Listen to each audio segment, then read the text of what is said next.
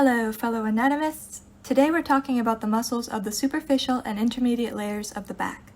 There are 5 extrinsic superficial back muscles: the trapezius, the latissimus dorsi, the levator scapulae, and the rhomboid major and minor. First up is the trapezius muscle.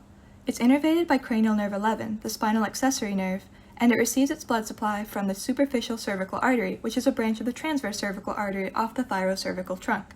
The superior part of the trapezius elevates the scapula, the middle part adducts the scapula, and the inferior part depresses the scapula. Next up is the latissimus dorsi.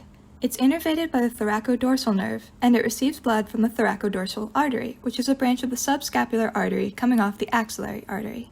It adducts the humerus, as well as extending the humerus, and it also internally rotates the shoulder. Next is the levator scapulae. It is innervated by the dorsal scapular nerve, and its major artery is the dorsal scapular artery, which is a branch of the transverse cervical artery off the thyrocervical trunk. As its name suggests, the levator scapulae elevates the scapula. The last 2 muscles in the superficial layer are rhomboid major and rhomboid minor. They are innervated by the same nerve as the levator scapulae, the dorsal scapular nerve, and they also receive blood from the dorsal scapular artery. The action of the rhomboid major and minor is to adduct the scapula.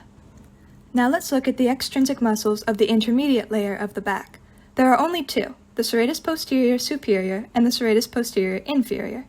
Serratus posterior superior is innervated by intercostal nerves from T2 to T5, while serratus posterior inferior is innervated by intercostal nerves from T9 to T12. Both receive their blood supply from intercostal arteries. The action of serratus posterior superior is to elevate the ribs, and serratus posterior inferior depresses the ribs. That's all, folks.